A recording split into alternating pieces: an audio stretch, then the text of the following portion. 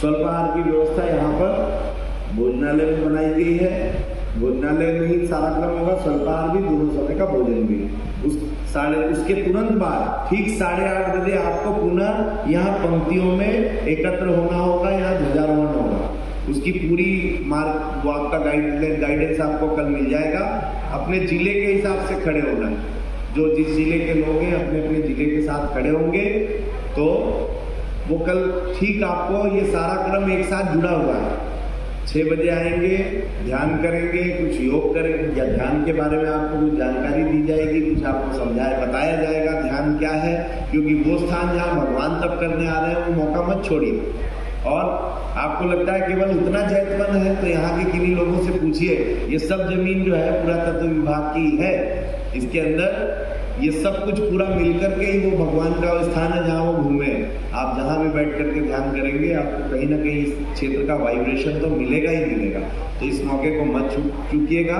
सवेरे 6 बजे ध्यान का क्रम होगा, पूज्य गुरुदेव की वाणी में ध्यान होगा, फिर मंगल प्रवचन होगा, उसके बाद स्वल्पाहार होगा। स्वल्पाहार के बाद आपके ध्वजारोहण के लिए आप लाइन अप होंगे। ध्वजारोहण के बाद कार्यक्रम का शुभारंभ होगा। उसके बाद दोपहर के भोजन के बाद की जो सत्र है उसकी सूचना उस समय दे दी जाएगी। अभी के लिए ये आपकी कल की जानकारी है। इसके अलावा मोबाइल चार्ज वगैरह आप जहाँ लगाएंगे वहाँ बहुत ज़्यादा आपको मोबाइल का प्रयोग यहाँ हो भी नहीं पाएगा। नेटवर्क कम से कम मिलेगा, लोगों से बात कम से कम होगी। तो घर वालों को मैसेज कर दीजिए कि ज़्यादा चार्ज कर नहीं पाएंगे, अपने पास रखेंगे। और आप लोग यहाँ से जो कार्यक्रम हो रहा है, फोटो खींच रहे हैं, वीडियो बना रहे हैं, कुर्सी से खड़े होकर के वीडियो बना रहे हैं, इस क्रम को मत करिएगा, ठीक है। आप एकदम जिम्मेदार व्यक्ति की तरह से अपनी जगह पर बैठे रहिए, सुनिए, गीत बज रहा है तो गाइए। तो फिर आप बोलेंगे कि हम अपने घर वालों को कैसे बताएंगे कि कहाँ गए थे, हम लोगों ने क्या देखा। तो आपको एक सरल माध्यम बताते हैं। यहाँ से शांतिकुंज के इलेक्ट्रॉनिक मीडिया डिपार्टमेंट की टीम यहाँ बाकायदा पूरे अपने लाव लश्कर के साथ आई हुई है और आपके पूरे प्रदेश के लोगों तक ये कार्यक्रम पहुँचाया जाए, इसकी व्यवस्था बनाई जा रही है। तो कैसे आप उनको बता सकते हैं? तो हमारे शांतिकुंज वीडियो का वीडियो चैनल है, आप अपने मोबाइल में यूट्यूब में चले जाएंगे। यहाँ तो नेटवर्क कम होगा तो भी आप टाइप कर लीजिए यूट्यूब में जाकर के शांतिकुंज वीडियोस, AWGP भी डालेंगे और AWGP शांतिकुंज वीडियोस। तो शांतिकुंज का ऑफिशियल वीडियो चैनल है, उसमें आप जाके उसको सब्सक्राइब कर लेंगे। इसके अलावा उसको जब सब्सक्राइब कर लेंगे तो आपको पूरी नोटिफिकेशन, बाद भी कई ऐसे कार्यक्रम होते हैं तो आप वो देख पाएंगे।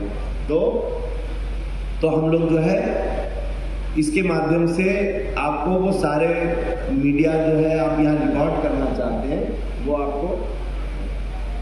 आपको जो है इसमें मिल जाएगा। इसके अलावा जब कार्यक्रम चलेगा, जैसे मैंने अभी पहले शुरू में कह दिया कि समय से आना, जितने समय कार्यक्रम चलेगा उतने समय हमको यहीं बैठना। उसके खाली समय आपने भोजन कर लिया तो आप प्रदर्शनी देखेंगे, आप वहाँ मॉडल्स देखेंगे, आप स्टॉल्स देखेंगे, जो कुछ भी आपको देखना है उस क्रम को आप बाद में कर सकते हैं। और एक और महत्वपूर्ण सूचना कि हम लोगों ने इस कार्यक्रम में लोगों को एक रूपता लाने के लिए एक छोटा सा प्रयास किया कि अलग अलग करते हैं तो उसमें हम लोगों को शायद ज़्यादा खर्च करना पड़ता है। तो ऐसी बात कर ली कि भाई एक साथ ले लेंगे तो हो सकता है सब कुछ सस्ता मिल जाए, और वो क्रम बना है और कुछ भाई बहनों ने वो ले भी लिए हैं। उसकी मात्रा सीमित है, इसलिए मैं अभी बता दे रहा हूँ। आजकल में आप जब लेना चाहें ले सकते हैं। एक जैकेट बनाई हुई, उसमें मशाल बनी हुई है, युवा प्रकोष्ठ लिखा हुआ है, तो आप वो जैकेट भी यहाँ स्टॉल्स पे अवेलेबल हैं और वो जैकेट अपने साइज़ के हिसाब से ले सकते हैं। और उसको आप अपने, वैसे भी हल्की फुल्की ठंड है तो आप डाले रहेंगे तो आपको भी अच्छा लगेगा और दूसरे भी लोग देखेंगे तो एक रूपता आएगी। जैकेट में भी अपना जब आपने ले लिया होगा तो अंदर अपना नाम लिख लीजिएगा। एक जैसी जैकेट है, सब बदल जाएंगे। यहाँ से जो आपको लिखने पढ़ने के लिए पैड किट मिलेगी उसमें भी अपना नाम नंबर लिख लीजिएगा, जिससे आपको कोई दिक्कत नहीं होगी। आखिरी में सुरक्षा के भाई हमारे बीच में हैं, सभी लोग ये व्यवस्था संभाल रहे हैं। शांतिकुंज की भी टीम है, आपको रोकेगी टोकेगी, आपको बुरा नहीं मानना, ठीक है। वो जो निर्देश आपको देंगे उन बातों का ध्यान आपको देना है। वहाँ आवास के जो भाई आपसे निवेदन करेंगे उनकी बात को आपको स्वीकार करना है। बहुत धैर्य के साथ में रहना है। कहीं कोई बात होती है तो यहाँ कंट्रोल रूम है, उसमें आप सूचना दे सकते हैं। हमारे प्रशासन की तरफ से हमारे चौकी के इंचार्ज साहब यहाँ बैठे हुए हैं, आदरणीय हमारे चौबे जी भाई साहब, वो भी यहाँ पर हैं।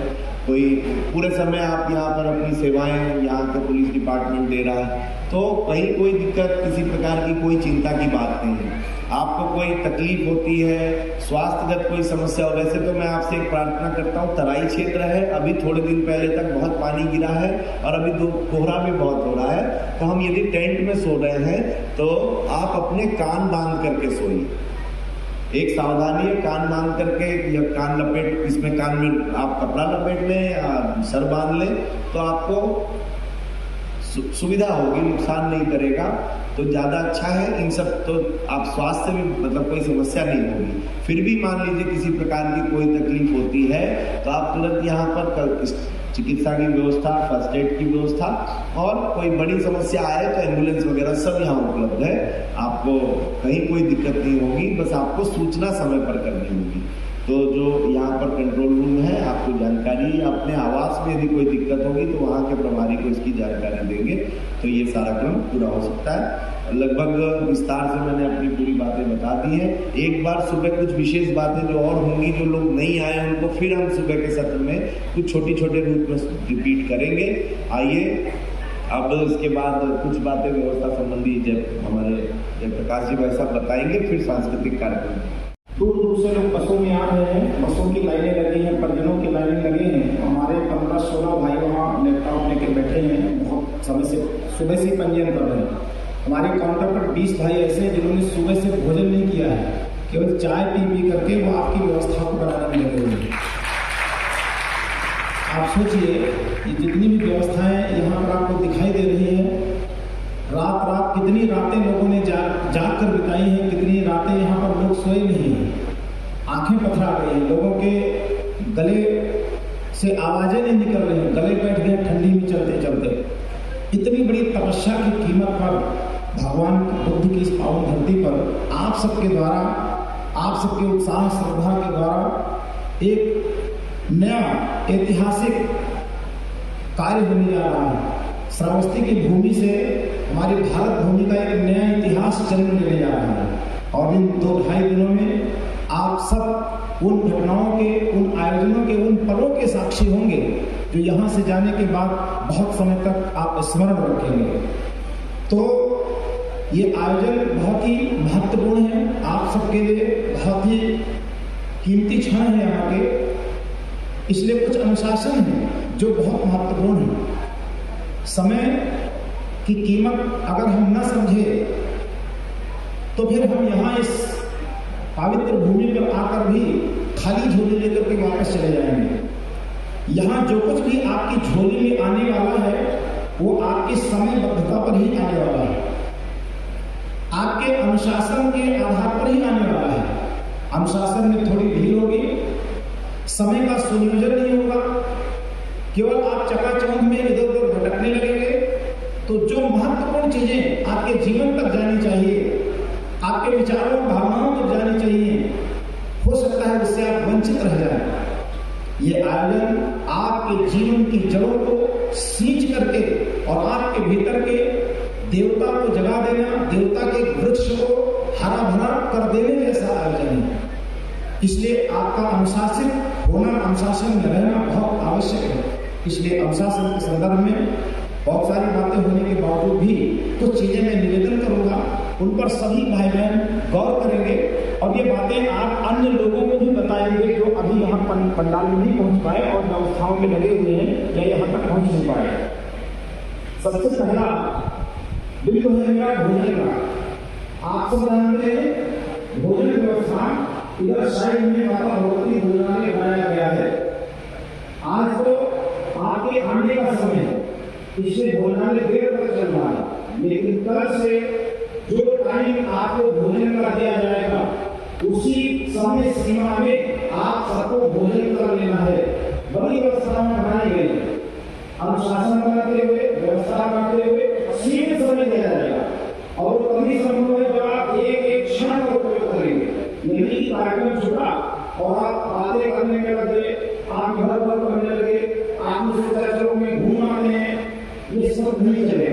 तब आपकी आवाज सुनेगी, आपका कर्ण जुड़ेगा। इसलिए वे टाइम जो आपको बताया जाएगा उस समय सीमा में आपको कल से भोजन का लेना होगा, चाहे भोजन का टाइम हो, चाहे नाश्ते का टाइम हो, चाहे जलपान शाम हो, दोपहर हो, सब आपको अपने समय पर जाकर करना है। समय पर भोजनालय चालू होगा और समय पर वो बंद भी हो जाएगा। जब तक यहाँ क्लास चलेगी भोजनालय पूरी तरीके से बंद रहेगा, इस बात का ध्यान रखिएगा। तो भोजनालय के टाइम पर आपको भोजनालय में पहुंचकर भोजन ग्रहण करना है, जूठन नहीं करना, गंदगी नहीं करना, साफ सफाई रखना, ये सब सामान्य क्रम है जो आप सबको यहाँ पालन करना है। दूसरा है आवास व्यवस्था।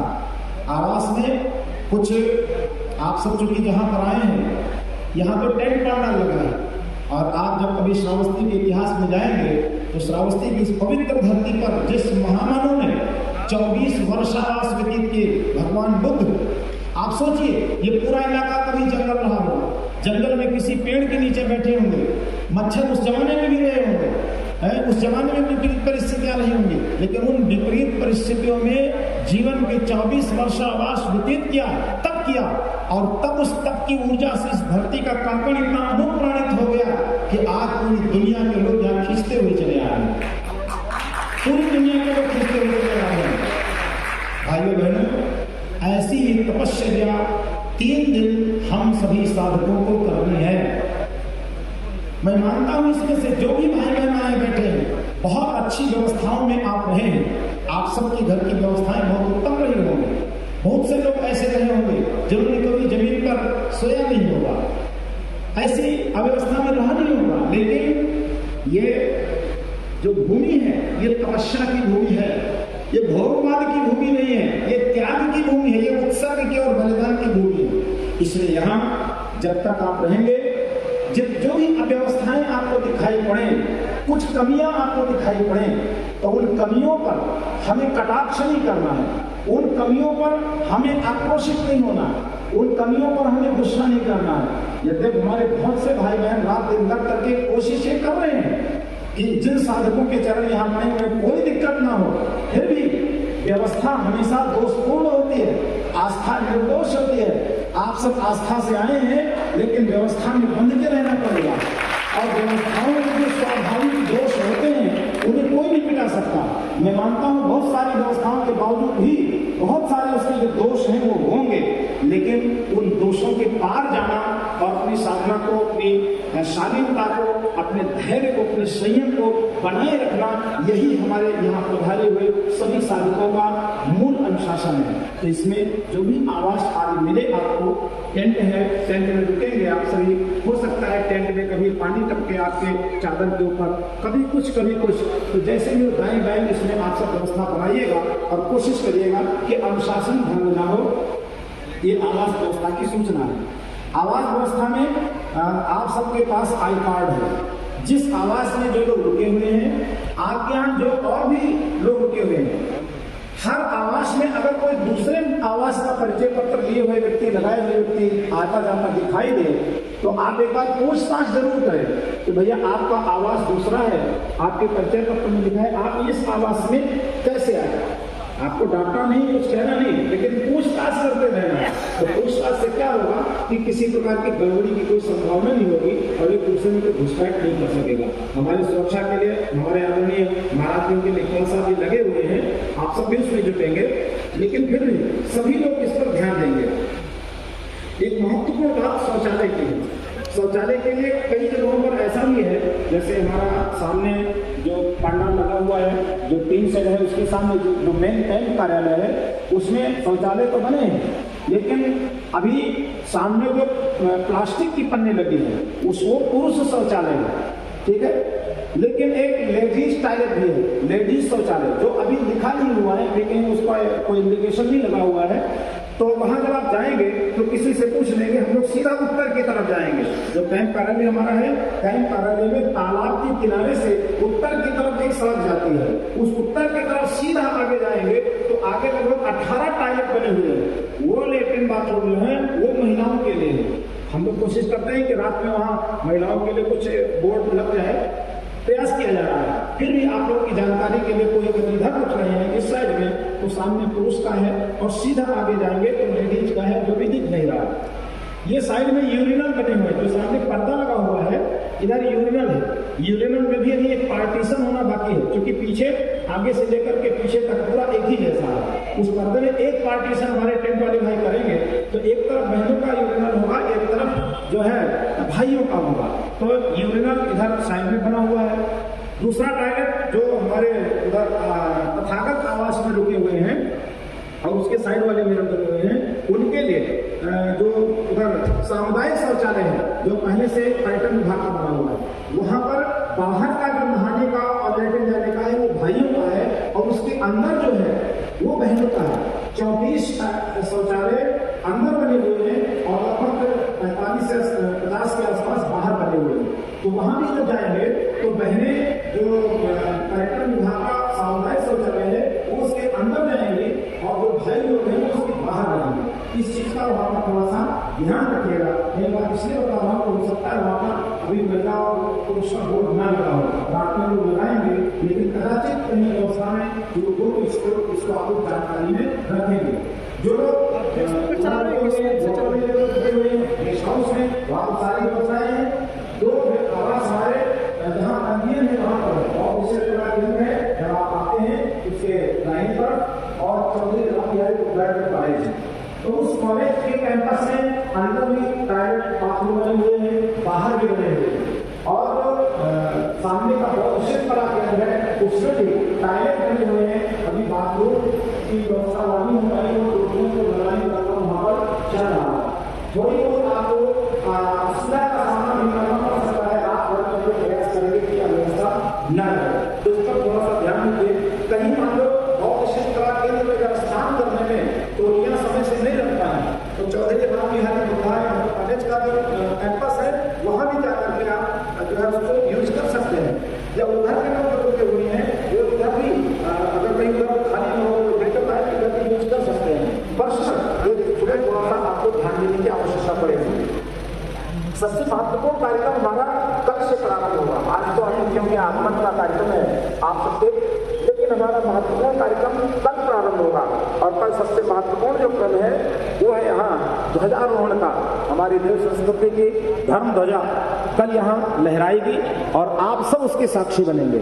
इसके लिए हमारे 75 जनपदों के भाई, हमारे जो प्रांतों से आए हैं वो भाई, नेपाल से हमारे वो, ये सभी लोग अपने अपने ध्वज लेकर के यही खड़े होंगे और यहाँ पर एक ध्वज का लाइनअप करते हुए फिर सबके सम्मुख ध्वजारोहण का विशेष कार्यक्रम होगा और आप सब अपनी देश संस्कृति की ध्वजा पताका को प्रणाम करेंगे और इस गौरव को अक्षुण्ण बनाए रखने के लिए यहाँ संकल्प करेंगे। यहीं से हमारा काम शुरू होगा। तो जिन जिन जिलों में हमारे समन्वय जन आए हैं वो ध्यान देंगे, अपने जिले के खेल का नाम नोट कर लेंगे और कल यहाँ अभी शाम तक ही इसके टाइम टेबल जो है यहाँ लग जाएगी और जितने लोगों का ऑनलाइन पंजीयन हुआ है उस ऑनलाइन पंजीयन वाले परिजन अपने मोबाइल पर मैसेज देखेंगे। ऑनलाइन पंजीयन जितने का हुआ है अभी हम मैसेज डालेंगे, उनको सबको मैसेज पहुंचेगा। लगभग 7,000 लोगों के आसपास ऑनलाइन पंजीयन है हमारे पास। 7,000 लोगों के मोबाइल पर समय समय पर मैसेज यहाँ के जाते रहेंगे। आप देखेंगे उससे भी आपको जानकारी मिलती रहेगी कि अगला कार्यक्रम हमारा क्या है। हमने वो व्यवस्था बनाई है कि जो कार्यक्रम प्रारंभ होने वाला होगा उससे आपको आधे घंटा पहले उसकी सूचना मिल जाएगी आपके मोबाइल पर कि अभी ये कार्यक्रम प्रारंभ होने जा रहा है। ठीक, तो कल सुबह का कार्यक्रम ध्वज का होगा। हर जिले का प्रतिनिधि आगे खड़ा होगा। आप अगर अपने जिले की पट्टिका बनवाकर लाए होंगे तो उसे भी लेकर के खड़े होंगे। जो भी आपके जिले की व्यवस्थाएं बनी होंगी, लोग गोष्ठियों में गए तो बताते रहे कि आपके जिले का एक प्रतिनिधि आगे ध्वज लेके खड़ा होगा और बैनर लेकर 2 लोग आपके जिले के खड़े होंगे। उसके पीछे आपके हमारे युवा साथी खड़े होंगे। युवा साथियों के बाद हमारे जो सुपर 50 हैं वो, उनके बाद में उनके पीछे जो हमारे जिले के अन्य वरिष्ठ गण आए होंगे वो लोग खड़े होंगे। तो इस क्रम से आपको लाइन बनाना है। सबसे पहले आपके जिले का बैनर के पीछे एक ध्वजवाहन के पीछे सुपर 50 के युवा, जो झांकी बना के आप लाए होंगे या कुछ बनाए होंगे तो भी उसी लाइन में पंक्ति में आप खड़ा करेंगे और सुपर 50 युवा के बाद हमारे जो अन्य वरिष्ठ गाँव से जुड़े के आए होंगे कार्यकर्ता भाई बहन, वो लोग खड़े होंगे। ठीक है, तो इस प्रकार से कल सवेरे परेड में सुबह जल्दी ही स्नान वगैरह करके और आप सबको वहाँ जो सामने बीच में अभी इसकी ध्वजा का पूरा व्यवस्था का पूरा डेकोरेशन किया जाएगा रात में, और सुबह आप आएंगे तो वहीं पर आप सबको लाइनअप होना है और वहीं पर व्यवस्था बनाई जाएगी। जिन जिलों के पास झंडा और उसका पाइप नहीं होगा, वो झंडे और पाइप की व्यवस्था हमने कर रखी है। ठीक है, वो लोग हमसे अभी शाम को या सुबह आप एकदम मॉर्निंग में आकर के ले लेंगे। यही जो टीन सेट का कार्यालय हमारा कैंप कार्यालय के परिसर में जो टीन सेट होगा, वहाँ अपने जिले का ध्वज और पाइप ले लेंगे और उसकी व्यवस्था बना के रखेंगे। अपने जिले की पट्टिका आपको स्वयं व्यवस्था करनी है तो ठीक है, नहीं है तो कोई बात नहीं है। ठीक, हम लोग कोशिश करेंगे कि आपको एक पट्टिका वो तख्ती वाली मिल जाए, तो जहाँ नहीं होगा वहाँ तख्ती वाले ले करके खड़े हो सकते हैं। ये ध्वजारोहण का कार्यक्रम है। और कल से आप सबसे पुनः हमारे भाई साहब ने भी निवेदन किया है और मैं भी आपसे निवेदन करता हूँ कि कल से जितने भी कार्यक्रम होंगे उन सब में अनिवार्य उपस्थिति आप सबकी होनी चाहिए। हम लोगों ने पहले ही बताया हुआ है कि आप सब जितने भी व्यक्ति यहाँ पंजीयन पधारे हैं वो सब इस कार्यक्रम के लिए आए हैं, न कि यहाँ पर्यटन की दृष्टि से। है जरूरी अंतर्राष्ट्रीय पर्यटन स्थल, आपको जाने का भी अवसर मिलेगा, लेकिन कक्षाओं के दौरान नहीं। हमारे सुरक्षा के भाई बहन आपके इस कैंपस के बाहर भी रहेंगे। अगर कोई भी परिजन कक्षा के समय बाहर घूमता हुआ मिलेगा तो ध्यान रखिएगा, वो परिचय पत्र वही आपसे ले लेगा, फिर आपकी इस कैंपस में एंट्री बैन होगी, फिर आपको परिचय पत्र बिल्कुल नहीं दिया जाएगा। इसलिए इस बात पर विशेष ध्यान रखिएगा। हम हमेशा ही बात कहते रहे हैं कि कोई भी व्यक्ति घूमने टहलने की दृष्टि से यहाँ न आए। ये कार्यक्रम आप सबके जीवन के रूपांतरण के लिए, जीवन के निर्माण के लिए, युवाओं के व्यक्तित्व के परिष्कार के लिए, न कि यहाँ घूमने टहलने का कोई फंक्शन है। इसलिए इसमें कोई समझौता नहीं है। जो भी परिजन आए हैं सुबह अब जो टाइम आपको दिया जाएगा उस टाइम पर समय से स्नान करके आप इस कैंपस में दाखिल होंगे। आपके होटलों का निरीक्षण करने के लिए हमने 4 भाइयों को लगाया है। कार्यक्रम के टाइम पर अगर होटल में भी कोई सोता हो पाया जाएगा तो उसे हम विदाई देंगे। क्यों? क्योंकि आप 3 दिन होटल में रहेंगे, एक बार पता कर लीजिएगा कि यहाँ होटलों का चार्ज क्या है, तब आपको पता चलेगा कि हमारे ऊपर इस आयोजन का कितना बड़ा खर्च किया जा रहा है। फिर आप अगर वहाँ सो रहे हैं, कार्यक्रम के टाइम पर आप आराम फरमा रहे हैं, कार्यक्रम के टाइम पर पड़े हुए गपशप कर रहे हैं, तो फिर माना जाएगा कि आप शिविर में नहीं आए, आप तमाशबीन बनकर आए हैं। इस संबंध में मैं थोड़ा सा कई शब्दों में निवेदन कर रहा हूँ, आपसे क्षमा करेंगे, लेकिन अनुशासन यही रहेगा कि हमारे कक्षाओं के टाइम में वो भी युवा साथी घूमता हुआ नजर न आए। और ये उन लोगों की भी जिम्मेदारी है जो लोग बसों में लोगों को लेकर के आए हैं। मैं मानता हूँ हमारे बहुत सारे नए युवा साथी हैं, वो हो सकता है हमारे मिशन के अनुशासन से परिचित न हो, लेकिन जो परिजन उनको लेके आए हैं उन्हें उनको अनुशासन में रखना है, उन्हें उनको समझाना है। ठीक है, तो आप सभी का दायित्व बनता है कि कल जब कक्षा प्रारंभ होगी तो सभी लोग समय से आकर के पंडाल में उपस्थित होंगे। यहाँ पूरे दिन क्लासें आपकी चलेगी, बीच में केवल भोजन जलपान का ही टाइम आपको मिलेगा। एक अंतिम निवेदन आपसे है, यहाँ जब आप बैठेंगे तो बैठने का क्रम होगा तो उसको बड़ा समझ लीजिएगा। ऑनलाइन पंजीयन प्रक्रिया है, उससे 4,500 पंजीयन वही वहाँ है जो शिवरात्रि और बाकी लगभग 2,000 लोग ऐसे पंजीयन हुआ है जो हमारे अतिथि हैं। अतिथि कौन है? अतिथि को कहा गया है जिनकी उम्र 45 से ऊपर है। शिवरात्रि कौन है? जिनकी उम्र 15 से 45 के एज में। तो 15 से 45 आयु वर्ग के लोग हैं, फ्रंट में सारे लोग बैठेंगे सब तरफ से। इधर भाई इधर बहने बैठिएगा, बहनों की युवा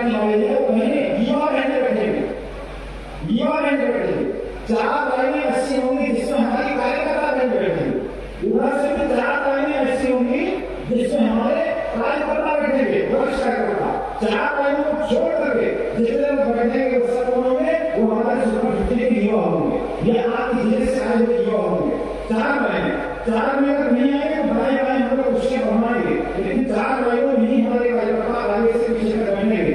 बीच में पूरा हिस्सा होगा वो सब हमारे युवा कार्यकर्ताओं में होगा, 15 से 45 आयु वर्ग के लोगों का होगा। उन्हें ही आपको मौका देना है, उन्हें ही आपको आगे करना है। कहीं ऐसा ना हो कि जिनके ऊपर हमारे मिशन का दायित्व है या जिनको पीछे ही रह जाएं और आप ही आगे आकर के बैठ जाएं। आप तो है ही, आपको तो गुरुदेव ने इतनी क्षमता और हिम्मत दे दी कि आप तैयार वस्त्र धारण कर चुके हैं, लेकिन अभी उन लोगों के भीतर उस हिम्मत को, उस हौसले को जागृत करना है जो आगे चल करके एक 20 वस्त्र धारण करने में समर्थ बन सके। इसलिए उन्हें अपने अग्रिम पंक्ति में बैठाना है और उन्हें फ्रंट लाइन में बैठाना है। इस पर ध्यान रखेंगे। आगे के जो सोफे पड़े हुए हैं ये हमारे विशिष्ट अतिथियों के लिए हैं। इन सोफों पर और जो ये सफेद की कुर्सियां लगी हुई हैं, ये कुर्सियां जो लगी हैं ये सिर्फ हमारे जो कुछ मेहमान हैं, इतना बड़ा कार्यक्रम है, बहुत सारे लोग जुटते हैं तब कोई बड़ा कार्यक्रम हो पाता है, तो इसमें सैकड़ों हमारे उन अतिथियों को बुलाया गया है जिनका बड़ा योगदान है और जो बड़ी महत्वपूर्ण पदों पर हैं, जिनकी प्रतिभा देश राष्ट्र के काम आ रही है। ऐसे जो वरिष्ठ लोग आएंगे उनके लिए आगे बैठने की व्यवस्था है। हमारे जोन प्रभारी, हमारे उप जोन प्रभारी, हमारे जिला समन्वयक और हमारे युवा समन्वयक, भारतीय संस्कृति ज्ञान परीक्षा के समन्वयक, ये समन्वयक गण के साथ साथ हमारे कुछ मीडिया के प्रतिनिधि और मीडिया के साथ साथ कुछ हमने जिन अतिथियों को बुलाया है वो अतिथि, उनके लिए ये सफेद कुर्सियां जो शुरू होती हैं और वहां से लेकर आगे तक का जो क्रम है ये सिर्फ उन लोगों के लिए है। तो आगे की जो फ्रंट लाइन है सबसे पहली वाली, वो तो हर कोई छोड़ कर बैठेगा। ये तो उन लोगों के लिए, कोई अधिकारी आएंगे, बहुत सारे अफसर आएंगे, बहुत सारे लोग आएंगे, इसे उन लोगों के लिए छोड़ के रखा गया है। उसके पीछे हमारे समन्वयक और जो लोग हैं वो लोग बैठेंगे और जहाँ से रेड कुर्सियां प्रारंभ होती हैं वहां से हमारे सुपर 50 के युवा और हमारे जो वरिष्ठ कार्यकर्ता गण अतिथि वो ये लोग बैठेंगे। तो ये बैठने के क्रम को भी थोड़ा ध्यान रखिएगा। इसमें सब लोगों की आईडी अलग अलग है। शिविरार्थियों की आईडी ब्लू कलर की है, तो जो ब्लू लाइन होगी वो हमारी फ्रंट की होगी, बीच की होगी, और जो येलो आपके पास परिचय पत्र गया है, जो येलो लाइन होगी हमारी, वो 4 या 5 उधर से या 4 या 5 इधर से, वो कल डिसाइड हो जाएगा। उस क्रम से ही आपको बैठना है। उसमें अगर कहीं जगह की कमी दिखेगी तो हम लोग दाएं बाएं और कुर्सियां लगवाने का प्रयास करेंगे। ठीक है, तो ये विशेषकर ये अनुशासन था बैठने का। और एक अंतिम निवेदन ये है कि रात में हो सकता है, हमने कहा था कि आप लोग आएंगे, बहुत ज्यादा ठंड नहीं हो रही, लेकिन फिर भी इतनी ठंडक होती है कि आपको हो सकता है रात में ठंडक लगे और आप कोई ओढ़ने का बढ़िया सा कोई मोटा चादर या कंबल लेके ना आ पाए हो। तो हम लोगों ने एक व्यवस्था बनाई है। वो व्यवस्था क्या है कि हमारे काउंटर पर आप जाएंगे, जो साहित्य स्टॉल है उसके बगल में जो काउंटर लगा हुआ है इस प्रांगण में, वहां पर कंबल रखेंगे। वो कंबल क्या है, कंबल की कीमत है 130 रुपए। ठीक है, वहां आप जाकर के 130 रुपए, जब 130 रुपए है, लेकिन वहां 150 रुपए आपको जमा करना है सिक्योरिटी मनी। ठीक है, 150 रुपए कंबल आप ले जाएंगे, एक डुप्लीकेट बुक पर साइन होगा वो आप ले जाएंगे। आप 3 दिन यहाँ उसका उपयोग करेंगे।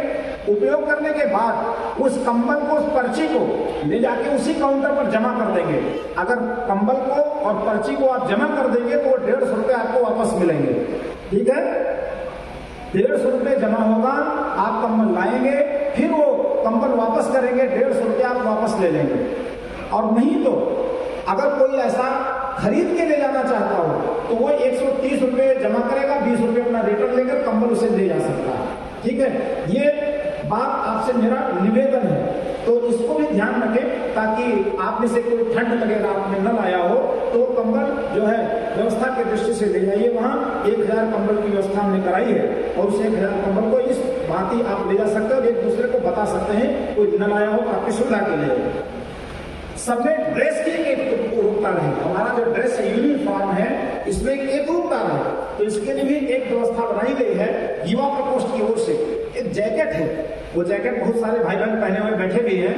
बहुत ही हमारे परिजन हैं गुजरात के, वो वैसे मार्केट में उसकी बिक्री तो 500-600 रुपए की है, लेकिन आप लोगों के लिए, शिवरात्रि भाई बहनों के लिए उन्होंने बहुत कम, जो जिसका नो प्रॉफिट नो लॉस वाला 300 रुपए में उन्होंने भेजा है। तो जितने में उन्होंने भेजा है उतने की ही आपको उपलब्ध कराई जा रही है। वो स्टॉल पर जाकर के अपने साइज के अनुसार 300 रुपए देकर के कोई भाई या बहन उस जैकेट को ले सकता है। ये कोई अनिवार्य नहीं है, स्वैच्छिक है। आपको लगे कि हाँ हमें थोड़ा सा एक रूप होकर बैठना चाहिए तो फ्रंट लाइन में कल जो बैठेंगे वो चाहे तो उसको लेकर के पहन करके बैठे, भाई बहन दोनों उसको ले सकते हैं, दोनों के लिए वो जो है सुटेबल है, कहीं कोई दिक्कत नहीं है। तो ये मेरा एक निवेदन है। कार्ड आपको जो परिचय पत्र दिया गया है, परिचय पत्र संभाल कर रखेंगे। परिचय पत्र अगर खो जाए तो उसकी सूचना आप कार्यालय पर आकर के देंगे। अब कार्ड हमेशा लगा के रखेंगे, इसलिए क्योंकि चारों तरफ को जैसे तत्व भी शामिल हो सकते हैं जिससे हमारी समस्या हो सकती है। तो हर जगह कार्ड को पूछा जाएगा।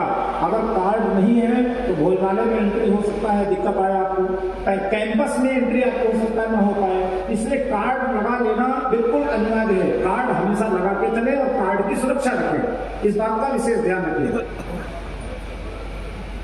कल यहाँ बैठने में जो हमने बताया है वही सिटिंग प्लान बिल्कुल उसी प्रकार से रहेगा। मेमोरी कितनी डाल रखी आप सब थोड़ा सा एक चीज और ध्यान रखें, जो आपके यहाँ आवास पंडाल है उन पंडालों में चार्जिंग पॉइंट लगाए गए हैं। अब ऐसा नहीं हो सकता कि एक आदमी को हम मोबाइल का चार्जर दे पाए, ठीक है, लेकिन जो हर आवास में 15-20 चार्जिंग का पॉइंट है।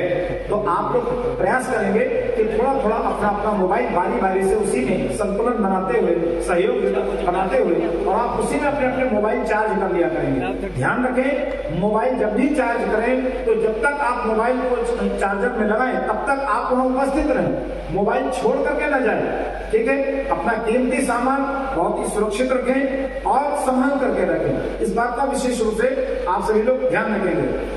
कहीं भी जहां जहां आवास बना हुआ है हर जगह हरे रंग की एक बाल्टी है, डस्टबिन। आप कुछ भी खाएंगे पिएंगे तो कूड़ा आप उसमें डस्टबिन में ही डालेंगे, कहीं भी इधर उधर नहीं डालेंगे, क्योंकि आपको मालूम हो इतने बड़े प्रांगण को साफ करने के लिए 50 कार्यकर्ता भाई सवेरे शाम 2 टाइम इसमें झाड़ू लेकर के लगाते हैं। और इतने भाई जब झाड़ू लगाते हैं, अगर आप उसमें छिलका फेंक देते हैं, कुछ भी फेंक देते हैं, तो ये फिर उनके श्रम और पुरुषार्थ पर पानी फेरने जैसा होगा। तो इसलिए आप ध्यान रखें, कुछ भी आप यहाँ न फेंके। हमारा जो कार्यक्रम है वो इसी अनुशासन के लिए जाना जाता है। यहाँ और भी बड़े बड़े फंक्शन होते हैं, लोग डरते थे, गांव के लोग डरते थे, तमाम सारे लोग डरते थे कि भाई साहब इतना बड़ा कार्यक्रम होगा तो हम लोगों के लिए मुसीबत हो जाएगी। हम लोग जब आए थे, क्यों? क्योंकि यहाँ एक मेला लगता है, बहुत सारा ऐसा, हजारों लोग जुटते हैं उसमें, लेकिन क्या होता है, चारों तरफ गंदगी का ढेर, चारों तरफ आदमी टट्टी कर देता है, पेशाब कर देता है। गांव वालों को सांस लेना दुभर हो जाता है जब कभी ऐसा फंक्शन होता है। पहली बार गांव से लेकर पूरा इलाका कह रहा है भैया ऐसा कार्यक्रम हम लोगों ने अपने जीवन में नहीं, हमारे बाप दादों ने अपने जीवन में नहीं देखा। जो लोग आए हैं सड़क से लेकर के यहाँ तक कहीं एक कूड़ा नहीं, इतने सारे लोग हैं, एक करकट नहीं, एक गंदगी नहीं। तो ये हमारी बहुत बड़ी पहचान है अपने अनुशासन की, इसे हर कोई स्वीकार करता है। तो इसे हमको आपको बना करके रखना है, इस बात पर ध्यान रखेंगे। बस ये कुछ सूचनाएं थी। और अब थोड़ी सी सांस्कृतिक संध्या, आप लोग बहुत दूर से चल के आए होंगे, थके भी होंगे, तो थोड़ी सी आपकी थकावट भी दूर होगी। गायत्री परिवार उत्तर प्रदेश की विशेष गतिविधियों और समाचारों से जुड़े रहने के लिए हमारा YouTube चैनल युग सृजन लाइक, सब्सक्राइब और शेयर अवश्य करें। अनुराग मौर्य, मीडिया प्रभारी, गायत्री परिवार प्रांतीय युवा प्रकोष्ठ, उत्तर प्रदेश।